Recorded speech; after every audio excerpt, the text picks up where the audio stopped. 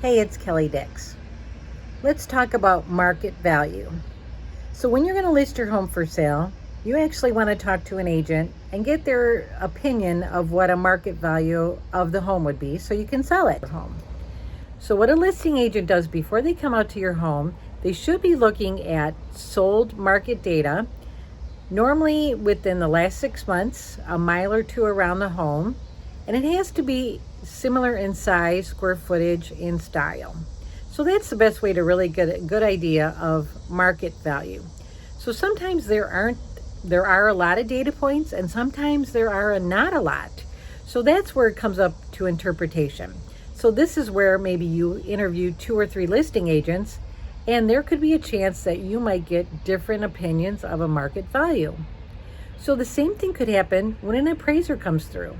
So if a buyer buys a home with a mortgage, the lending company has to hire an appraiser because they want to make sure that the money they're loaning to the buyer is a good investment, because they want to make sure the value of the home is there.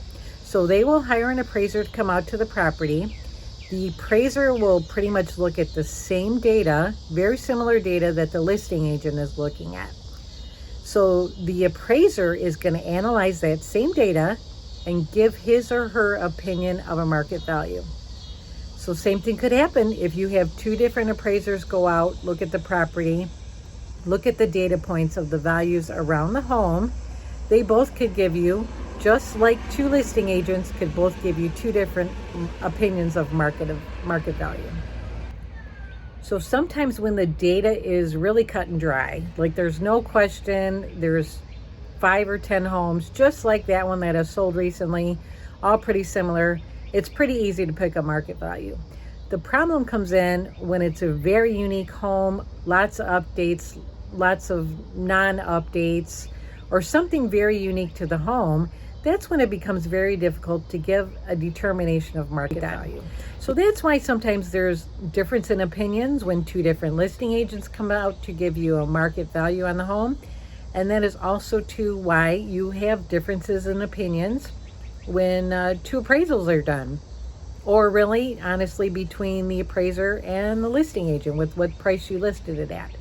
So really bottom line is they both have to look at data. An appraiser has guidelines to follow, but when they're giving you an opinion of a market value, they're really substantiating it with the data they found, and it's their opinion of the value with the data they're using. So hope that helps. Talk to you soon. Thanks.